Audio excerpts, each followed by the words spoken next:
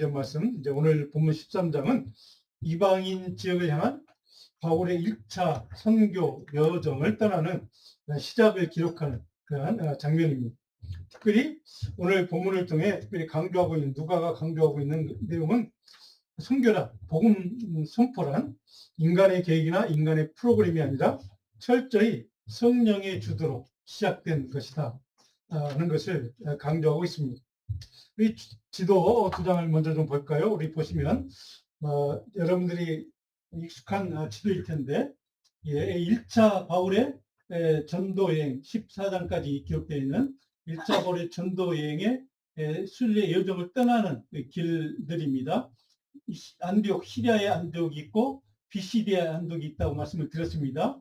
여기 실루기아에 이르러서 여기에 있는 구브로 섬이 있죠. 중에 연안에 이 이스라엘 땅에 가까운 구브로 섬이 있는데 거기에 살라미, 바보. 근데 오늘 본문을 보면 여기에 여러 성이 회당이 있다고 기억합니까? 여기에 유대인들이, 그러니까 디아스포라 유대인들입니다. 많이 살고 있었던 상황인 것 같습니다. 여기 섬 하나, 그렇게 크지 않은 섬인데도 회당이 여러 개 있는 거 보면 유대인들이 많이 있었겠구나, 뭐 이런 걸 연상할 수 있습니다. 그리고 이렇게 해서 배를 타고 쭉 이제 버가로에서 이렇게 쭉 이렇게 가서 다시 이렇게 그 다음 장을 넘기시면 여기가 돌아오는 길입니다. 돌아오는 길에 오면 여기에 아탈리아를 들러서 이렇게 출애굽 배를 타고 이렇게 돌아오는 1차 선교 여행의 이렇게 여정이 이어지는 겁니다. 그러니까 이런 여정에 보면 오늘 본문에 나와 있는 곳은 이 섬, 구브로 섬이죠. 사이프러스 섬이라고 하는 이 구브로 섬에서 이뤄진 사건을 기록한 게 오늘 12절까지 본문이다 하는 것을 여러분 기억해 주시면 좋겠습니다. 자, 오늘 이 본문의 내용, 전반적인 내용 흐름은 이제 복음이 시리아의 안디옥 교회를 중심으로 본격적으로 이방 세계로 확장되는 출발점이 되는 이제 사건을 다루고 있는 게 오늘 우리가 읽었던 말씀입니다. 자, 근데 중요한 것은 세계 구원의 역사를 위해서 하나님께서 시작하시고 또 성령께서 부르시고 파송하시고 바울을 성령 충만하게 하심으로 결국 복음을 통해 믿음으로 세상 사람들이 또 이방 사람들을 변화시키는 능력이 된다. 그래서 이방 선교가 확장이 되고 이제 주님의 구원의 역사가 인류 전체의 구원을 위한 역사가 이제 계속 이제 전개된다 하는 것을 이제 시작하는 대한 이야기의 출발점입니다. 자, 그러면 이 안디옥 교회, 우리가 지난주에 지난 시간에 살펴봤던 안디옥 교회, 우리 안디옥 교회는 도대체 어떤 교회이길래 이 교회를 하나님이 특별히 이방 선교의 전초 기지로 삼았을까? 가장 중요한 오늘 말씀의 핵심 주제입니다. 이 안디옥 교회는 성령에 순종하는 교회였다는 사실입니다. 성령에 순종하는 교회. 도대체 이게 무슨 뜻인가? 성령에 순종한다. 뭐 자주 듣는 이야기니까 뭐 그럴 것 같은데 도대체 이 안디옥 교회 성도들에게 이 안디옥 교회에 성령에 순종한다는 건 어떤 의미가 있는가? 오늘 우리가 그들을 통해 우리가 어떤 신앙의 내용을, 중요한 신앙의 모습을 배워할 것인가 하는 것을 먼저 살펴보려고 합니다. 자, 1절에 보면 안디옥 교회 선자들, 교사도 있었다. 그리고 바나바도 있었고, 니게라는 시몬도 있고, 뭐 루디오도 있고, 헤로데스, 뭐 젖동생 마나인이 있고, 뭐 사울이 있고, 이런 인물들이 이제 지도자로 활동했다 하는 것을 알 수가 있습니다. 이게 보면 이 사람들의 이름을 통해서 알 수 있는 것 한 가지가 있죠. 아, 안디옥 교회는 인종적으로 다인종 교회구나. 다인종이 다문화 교회구나 하는 것을 우리가 알 수가 있습니다. 다양한 배경, 문화 배경과 인종 출신의 지도자들이 함께 공동으로 사역했다. 자, 이 초대교회, 이방인 선교의 가장 전적이 시작된 교회가 바로 다문화 교회로, 다인종 교회로 시작이 됐다는 사실. 이게 참 우리 기독교 역사에 굉장히 중요한 일입니다. 자, 그런 중에 성령께서 그들에게 이렇게 명령을 하십니다. 2절에 보니까 주를 섬겨 금식할 때, 그러니까 주를 섬겼다는 예배드렸다는 뜻이고 금식했다는 기도했다는 뜻입니다. 예배와 기도할 때 성령이 이르시되 내가 불러 시키는 일을. 자, 이것이 안디옥 교회가 성령에 순종하는 교회라는 것을 정확하게 보여주는 말씀이 2절에 기록되어 있습니다. 오늘 설교 제목이든 내가 불러 시키는 일을 위하여. 내가 불러서 내가 시키는 일을 위하여 바나바와 사울 두 사람을 따로 세우라 이렇게 명령을 합니다. 자, 예배하고 기도하던 가운데 성령께서 주권적으로, 그러니까 정권적으로 개입하시고 간섭하셔서 시작된 선교가 바로 이방인 선교다 하는 것을 우리는 이 말씀을 통해서 알 수 있습니다. 근데 무엇을 위해서? 이것이 이제 오늘 핵심입니다. 주님이 불러서, 너희를 따로 불러서 특별한 미션을 주기 위해서, 근데 내가 시키는 일을 위해서. 자, 이것이 이 사울과 바나바에게 가장 중요한 바로 그런 주님이 성령께 들려주신 사명의 내용, 메시지입니다. 자, 불러서 시키는 일이라는 거에 여러분이 꼭 이 방점을 여러분 꼭 밑줄을 그어 주시면 좋겠습니다. 자, 인류 구원의 역사를 위해서 이방인을 향한 복음을 전파하고 그 복음을 전파하는 사명을 그들에게 맡기고 친히 성령께서 하나님께서 시킨 일이다. 이것이 이방 전도 사역이다 하는 것을 우리가 볼 수가 있습니다. 자, 여러분 잘 아는 말씀 가운데 고린도전서 9장 16절 17절에 보면 바울 사도가 이렇게 스스로 간증합니다. 내가 복음을 전할지라도 자랑할 것이 없으면 내가 부득불할 일. 그러니까 하나님이 내게 맡겨주신 거라서 내가 이거 안 하면 안 돼. 꼭 해야 될 일이야. 그리고 17절에 가면 나는 사명을 받았다 이렇게 간증합니다. 그러니까 그것이 사명이라고 고백합니다. 그러니까 성령께서 자기에게 시키신 일이 뭐냐? 바로 이방인에게 복음을 전하는 일인데 그것은 내가 안 하고 싶다고 해서 안 할 수 있는 게 아니야. 무조건 해야 돼. 왜? 주님이 내게 주신 사명이기 때문에. 자, 이것이 바울이 평생 동안 목숨을 걸고 이방 선교에 집중했던 이유가 바로 여기 있습니다. 왜요? 주님께서 시키신 일이기 때문에. 아멘. 자, 이 사명은 성령께서 주도적으로 지금 시작을 하셨고 시키신 일이고 또 파송을 하시는 일이고 이후에 그들에게 기도 안수함으로 이제 파송을 하는 장면까지 본문에 기록되어 있습니다. 자, 이 단락, 이 짤막한 1절로 3절까지의 이 세 구절을 통해 우리가 깨닫는 중요한 사실이 있습니다. 세계 선교란 하나님이 땅 끝까지 복음을 전하는 일이란 사람의 아이디어, 사람의 전략이 아니라 하나님의 계획이었고 하나님이 주도하시는 일이었다 하는 것이 정확하게 표현되어 있습니다. 자, 주님이 시키신 일을 맡은 교회는 본질적으로 그래서 주님의 명령에 순종하는 공동체가 되어야 합니다. 주님의 뜻에 순종하는 공동체.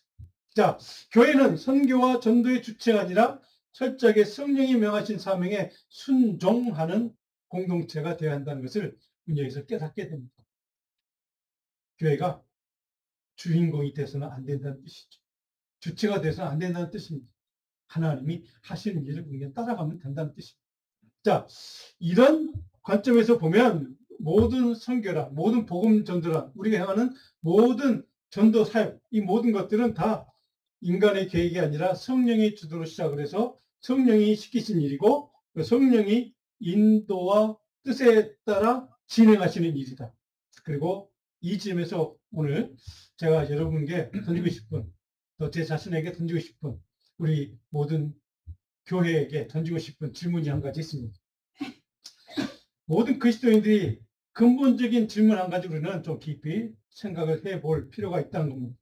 지금 내가 우리 교회가 행하고 있는 모든 신앙생활이든 모든 교회 프로그램이든 모든 선교적인 활동이든 전도 활동이든 상관없이 모든 것들이 다 진정 하나님이 시키신 일인가? 진정 모든 것이 다 주님이 명령하시고 주님의 뜻에 믿음으로 순종하는 일인가?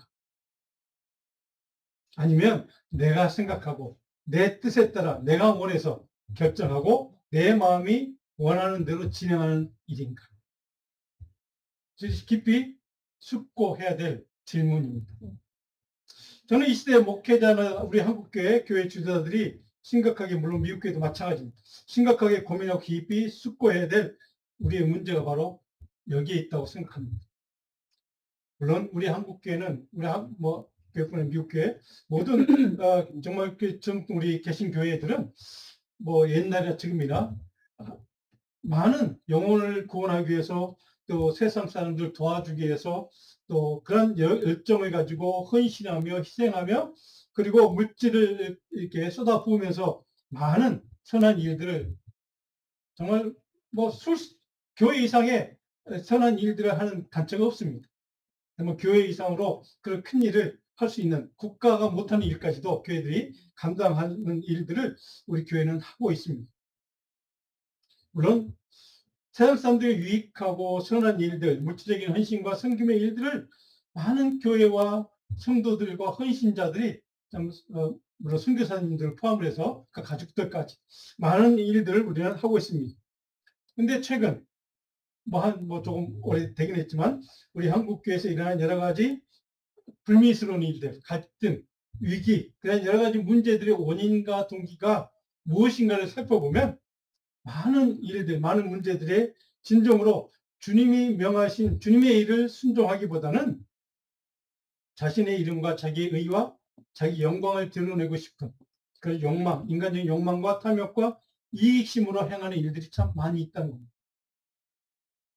그것 때문에 문제가 생깁니다. 갈등이 생기죠. 네, 서로 자기의 이름을 드러내고 싶으니까. 이것이 우리 한국교회든 뭐 미교회든 우리 많은 기독교 교회들이 깊이 고민해야 될 문제입니다. 이런 문제들이 실제로 기독교 역사에 많이 있었고 성경에도 있습니다. 에스겔서 18장 25절 한번 읽어볼까요? 에스겔서 18장 25절을 보면 그런 일들이 저 에스겔 선지자 시대에도 있었다는 사실을 보게 됩니다. 한번 읽어볼까요? 그런데 너희는 이기를 주의 길이 공평하지 아니하다 하는도다. 이스라엘 족속이 들을지어다 내 길이 어찌 공평하지 아니하냐? 너희 길이 공평하지 아니한 것이 아니냐? 하나님을 믿는 사람들, 하나님의 일을 하는 사람들이 뭔가 내가 좀 이게 불공평해. 그래서 불만이 있고 불평을 합니다. 이거 뭔가 공의롭지 않아, 공정하지 않아 라고 얘기합니다. 근데 주님이 책망하시는 말씀 뭡니까? 내 길이, 하나님의 길이 공평하지 않은 것이 아니라 내 생각이, 내 판단이, 내 결정이, 내가 가는 길이 공평하지 않는 것이 문제다 하는 겁니다. 이것이 오늘 우리 교회가 깊이 생각해야 될, 정말로 우리 마음속 깊이 반성하면서 생각해야 될 질문입니다.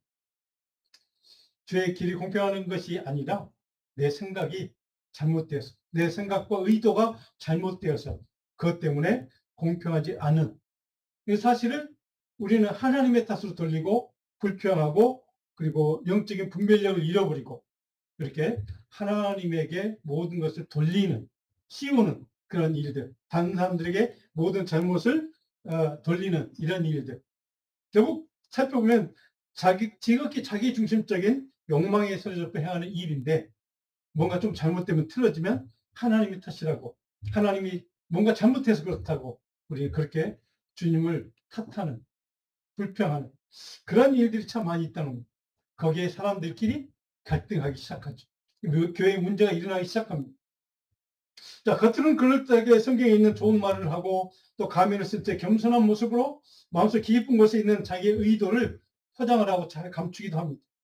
근데 그 마음속 깊은 숨은 의도를 살펴보면 철저하게 인간 중심적인, 이기적이고 자기 이름을 드러내고 자기 영광을 추구하는 일들이 참 많다 합니다. 그것 때문에 교회가 쉽게 무너지기도 하고 갈등이 생기기도 하고 심각한 싸우는 일들, 여러분 말할 수 없는, 그러니까 뭐 이전에 뭐 교회가 갈라져서 뭐 교인들끼리 서로 치고받고 싸우는 뭐 일들도 있고, 뭐 이렇게 법정의 싸움도 물론 있지만 실제로 몸으로 싸우는 그런 일들도 있는 모든 것들이 다 왜 그럴까? 한 가지입니다. 그 마음속 깊은 곳에 자잡고 있는 욕망, 자기 욕심, 자기 의, 자기 영광을 드러내는 마음. 자, 바로 이 모든 것들에 오늘 우리가 에스겔서를 보았던 것처럼 예수님이 마태복음 23장에 보면 바리새인들 철저하게 비판하는 이야기를 우리는 잘 알고 있습니다. 도대체 왜 그런 일이 생겨날까? 주님이 원하시고 시키신 일을 한다고 생각을 하지만, 그렇게 말은 하지만 주님의 이름이나 주님의 영광을 추구하는 것이 아니라 자기 교회 이름, 어떤 특정 목회자나 특정한 한 사람의 이름을 들은 일에 몰두하기 때문에 그렇습니다. 자, 주님의 일을 인간주의적으로 생각하고 인간의 욕심과 유익을 성취하는 수단으로 삼기 때문에 그런 일들이 벌어지는 것이죠. 그런 교회 능력이 나타날 리가 없습니다. 그런 교회가 세상을 향한 파워가 있을 리가 없습니다. 그래서 세상 사람들에게 요란하게 과대 포장하고 자랑도 하고 주님의 일을 이벤트화합니다. 그는 섬기는 자의 태도가 아닌 것이. 왜 그럴까요? 사도행 20장 24절을 보니까 에베소 교회 성도들에게서 바울 사도가 이렇게 권면합니다. 내가 달려갈 길과 주 예수께 받은 사명 곧 하나님의 은혜의 복음을 증언하는 일을 마치려 하면 나의 생명조차 조금 더 귀하게 여기지 않으. 아멘. 바울 사도는 지금 나는 죽고 오직 예수 그리스도의 이름만 드러나기를 원하는 그 믿음으로 그런 복음을 전하고 섬기는 일을 하고 자기 목숨을 기꺼이 주님의 복음을 위해서, 주님의 이름을 위해서, 주님의 영광을 위해서 그 헌신하려고 했던 바울처럼 하나님의 영광 예수 그리스도의 이름을 드리는 성경적인 믿음의 모습은 온데간데 사라지고 주님의 영광을 자기 것으로 포장합니다. 그걸 가로채는 것이죠. 그런 교회의 타락한 모습, 오염된 교회의 모습. 자, 이분은 하나님이 자기에게 맡기신 일을 또 성령께서 시키신 이 일이라고 또 주님이 인도하는 일이라고 말은 하지만 그 내면을 자세히 살펴보면 실상은 내면에 깊이 감추어진 자기 자신의 욕망을 바로 드러내고 그 욕망을 이루기 위한 그런 일들이 주님이 시킨 일이 아닌 자기 마음이 시키는 일, 욕망이 시키는 일들이 참 많이 있다는 사실. 이게 우리 교회가 힘이 약화되는 이유 중에 근본적인 문제 가운데 하나입니다. 40번째 목사님이 이렇게 말씀했어요. 같이 한번 읽어볼까요? 교회는 하나님의 영광을 위하여 존재하는 것이지 사람들의 즐거움을 위해 존재하는 것이 아니다. 아멘. 아멘. 오늘 보면 즐거움이라는 단어를 엔터테인먼트, 인간의 만족을 위해서, 인간이 그냥 마음속에 그냥 좋아하는 그런 것을 위해서라는 뜻입니다.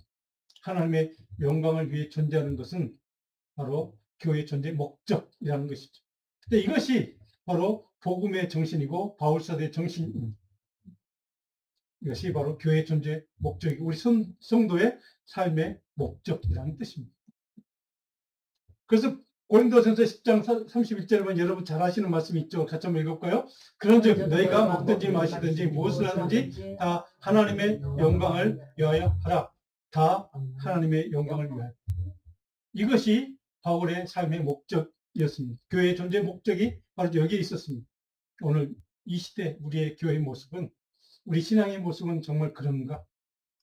정말 주님이 시키시는 이 일을 위해서만 하는가? 바로 이것이 오늘 우리 교회가 깊이 반성해야 될 문제라고 생각합니다.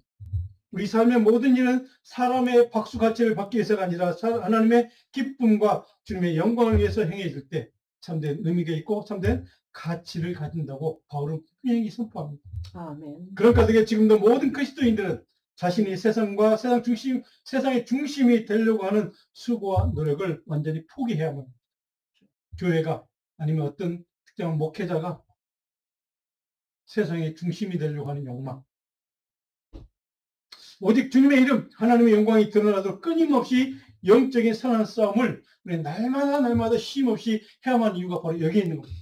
왜? 내가 세상의 중심이 아니라 하나님이 중심이요. 예수 그리스도 그분이 중심이 되어야 하니까. 오늘 우리는 여기에 큰 착각이 있습니다. 내가 무엇을 하면, 내가 크게 뭔가를 하면 하나님 영광 받는다 생각합니다. 아닙니다. 하나님이 시키시는 일을 하야만 하는 것이 우리의 존재 목적입니다. 하나님이 시키시는 일, 내가 원하는 일이 아닌, 저도 젊었을 때 목회 경험도 없을 때 그런 실수를 많이 했습니다. 내가 하고 싶은 일, 내가 원하는 일을 한 적이 많이 있더라고요. 오늘 이 말씀 제가 읽으면서 저도 많이 회개합니다. 하나님이 시키는 일이 아닌 내가 내 욕망을 했던 일들, 바로 이것이 참 내 문제였구나, 우리의 문제구나, 깊이 우리는 반성해야만 합니다. 자, 성도 여러분, 여러분은 어떻습니까?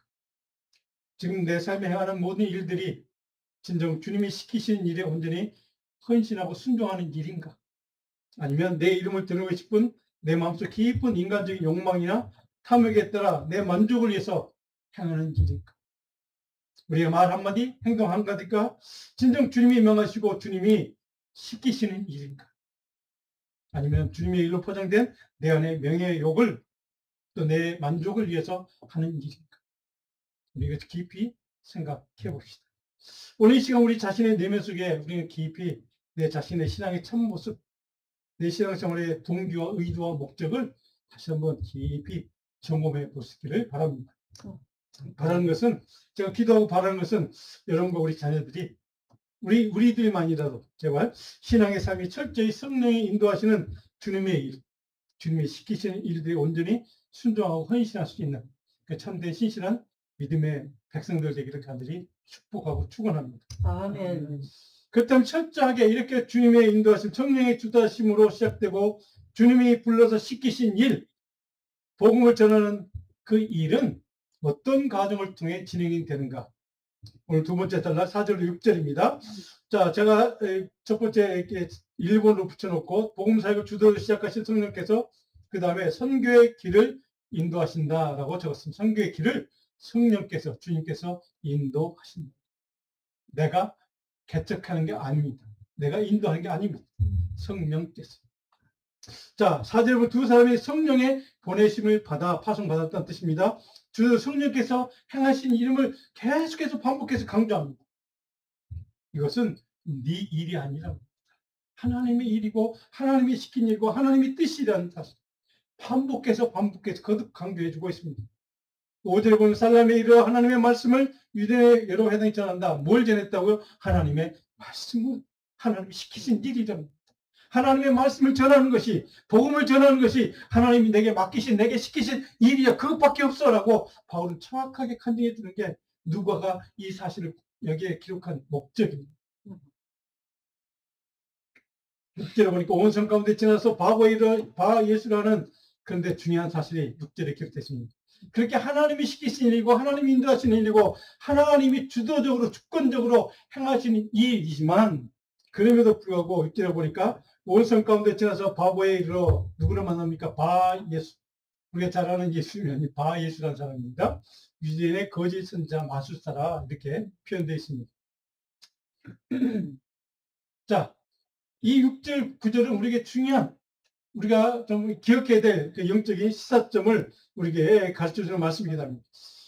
결정권자인 성령께서 일꾼들을 파싱하시고 모두 이끄는 주체이신데, 그래서 하나님의 말씀을 여기저기 선포하고 증언한 일을 사명을 감당하는 그런 와중에, 자,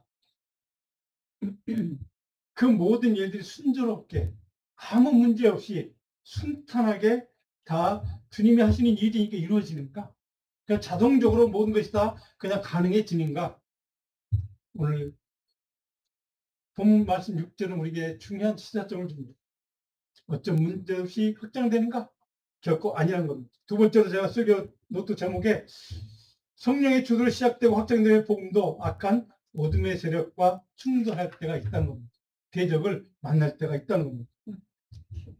실제로 보니까 그가 총독 서기와 바울과 함께 했으나, 자, 이 바 예수라는 인물과 전혀 정반대되는 인물이 나옵니다. 그게 7절에 총독 서기와 바울이라는 겁니다. 우리가 아는 사도 바울이 아닌 또 다른 바울입니다. 바나바와 바울을 불러 하나님의 말씀을 듣고자 원했던 신실한 믿음의 사람, 서교 바울입니다. 자, 복음을 향한 갈망이 있는 사람이죠. 자, 근데 8절에 보면 이 마술사 엘루마, 아까 나왔던 그 인물입니다. 그들을 대적해서 이 총독, 바로 이 사람으로 하여금 예수를 믿지 못하도록, 복음을 믿지 못하도록 방해하는 해방병입니다. 자, 하나님의 일, 하나님이 주도하시는 일, 하나님이 이끌어가시는 일, 그렇게 수정해서 가는 그 위대한 바나바 같은 인물, 사울 같은 인물이 지금 일을 행하는 그 와중에 무슨 문제를 만납니까? 반대자를 만납니다. 대적자를 만나는 겁니다. 그것은 이제 바 예수, 마술사 엘로마. 자, 비록 영적인 훌륭한 지도자일지라도 복음을 전하는 그 일에는 항상 대적자, 방해자, 장애물을 만난다는 사실.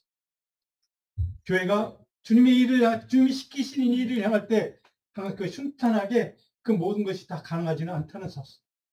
항상 대적, 반대를 만난다는 사실입니다. 복음을 믿지 못하도록 방해하고 대적하는 악한 어둠의 세력, 사단의 세력, 영적인 저항 세력과의 충돌이 반드시 있다는 거죠. 그래서 교회가 힘들기도 하고 성도들이 힘들어하기도 하고 하는 것이죠. 시험에 들기도 하고. 자, 10절에 보면 이르되 모든 거짓과 악행이 가득한 자요 마귀의 자식이요 모든 의의 원수요 주의 바른 길을 굽게 하기를 그치지 않는 자가 바로 그 대적자 하는 일이랍니다. 주님의 길을 바르게 굳게 하기를, 그 말씀이 굳게 펴서 선포되기를 가로막고 방해하는, 왜곡하는 그런 사람들. 자, 이것이 바로 영적인 대적자라는 뜻입니다. 근데 구절에 보면 그 모든 대적을 이기는 힘은 무엇일까? 자, 구절에 바울이라고 하는 사울이 성령이 충만한, 이것이 비결입니다. 성령 충만이 바로 모든 대적자, 복음의 대적자를, 영적인 대적자를 이겨낼 수 있는 능력, 힘이라는 것이죠. 자, 그런데 구절 마지막에 보면 성령이 충만하여 바울이 그 사람을, 대적자를 주목했다라고 표현돼요. 주목했다. 이게 주목했다는 헬라어로는 아티네조라는 그 헬라 동사, 이 말은 뭐냐면 영적으로 그 영혼을 성령이 주시는 마음으로, 긍휼히 여기는 마음으로 그를 의도적으로 깊이 주님의 마음으로 바라보는 겁니다. 그걸 시선으로 바라보는 겁니다. 아, 저 사람 불쌍한 영혼이다. 저렇게 대적하는, 사탄에 사로잡혀서 저렇게 복음을 대적하는 자로 지금 사용되고 있구나 하고 하는 그런 마음으로, 긍휼히 여기는 마음으로 그를 주목했다는 뜻입니다. 왜요? 어떻게 그게 가능했을까요? 우리 같으면 너 어떻게 그럴 수 있느냐, 뭐 욕을 하거나 뭐 대적하거나 싸우려고 하거나 뭐 그냥 뭐 이렇게 하는 게 정상 같은데 바울은 그렇게 대하지 않았습니다. 사울로 불리기 시작했던 이 바울은 드디어 바로 성령으로 충만했어요. 그를 긍휼의 마음으로 바라볼 수 있게 됐다는 뜻입니다.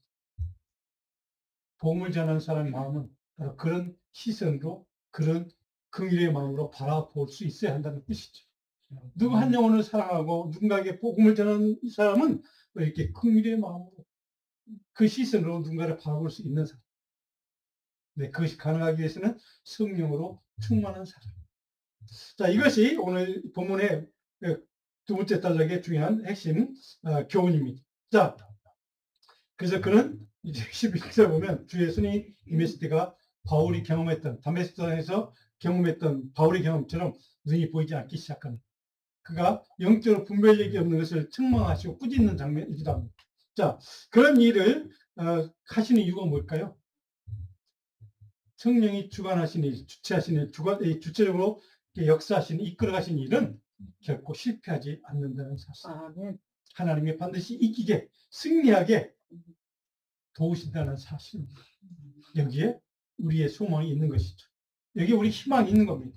비록 힘들 때도 있고 절망할 때도 있고 어려울 때도 있고 고통당할 때도 있지만 그럼에도 불구하고 하나님의 사람, 하나님의 성령으로 늘 성령의 은혜를 붙들고 살려고 노력하는 믿음의 사람, 그런 사람은 하나님이 시키신 일을 할 때 절망하지 않을 수 있는 이유, 저는 성령께서 끝까지 인도하시고 도우시기 때문에, 그것이 하나님의 약속이기 때문에 그렇습니다. 그 약속을 붙드는 저 여러분들에게 하나님이 시작하신 일이라면, 하나님이 시키신 일이라면 끝까지 포기하지 않고 하나님께서 우리를 승리하도록, 이기도록, 성취하도록 도우실 줄로 믿습니다. 아멘. 자, 그렇다면 자, 성령의 주도로 시작되고 진행되는 주님이 시키시는 일은 우리 삶에 어떤 관계가 있는가, 어떤 영향이 있는가. 마지막 12절 한 구절입니다. 제가 설교 제목의 결론 적용에 이렇게 적어놨습니다. 성령의 주도로 시작된 복음은 우리 믿음과 삶의 근원적인 능력입니다. 자, 12절에 이에 총독이 그렇게 된 것을 보고, 그런 예수는 그렇게 된 것을 보고, 그러니까 기적을 보고 믿으며 주의 가르침을 놀랍게 여겼다. 보니 믿었다 하는 것이죠. 하나님이 이끌어가시는 모든 전도든 뭐 선교든 모든 것 복음을 전파하는 일에는 결국 누군가로 하여금 믿고 주님의 말씀 안에 든든히 서서 믿음을 세워주고 그를 하나님의 구원받는 백성으로, 하나님 나라의 백성으로 바로 그를 삼기 원하는 주님의 뜻이 이루어진다는 사실을 우리는 여기서 깨닫게 됩니다. 하나님의 성령이 역사하신 일에는 믿음으로 세우는 일, 누군가를 구원하고 그 영혼을 구원하는 일, 바로 믿음을 기초로 해서 한 영혼을, 생명을 살리는 일, 그런 일들을 열매로 맺도록 성령께서 결정 지으신다는 뜻이기도 합니다. 아멘. 그래서 우리가 주도권을 쥐고 주체가 되어서는 안 된다는 사실을 강조하는 이유는 볼 거기 있습니다. 하나님이 시작하신 일이고 하나님이 이끌어가신 일이기 때문에 열매도 성령께서 맺어 주신다는 뜻이기도 합니다. 우리는 그저 그냥 순종할 뿐입니다. 이름도 없이 빛도 없이 주님의 일이니까, 주님이 시키신 일이니까 온전히 그에 따라 나를 드리고 집중하고 헌신하는, 순종하는 믿음으로 따르는 것. 이것이 우리 교회의 존재 목적이고 성도의 삶의 목적이라는 뜻입니다. 이것을 결코 잊지 말아야 합니다. 이것을 잃어버리지 않아야 됩니다. 내가 언젠가 주님은 온데간 없고 성령의 인도하시면 사라지고 내가 주체자가 된, 내가 주권자가 된, 내가 모든 것을 할 수 있다고 착각하는 순간 우리는 결국 타락할 수밖에 없는 이것이 교회 역사입니다. 교회의 수많은 역사가 그리해 왔습니다. 많은 교회가 그렇게 해서 실패해 왔습니다.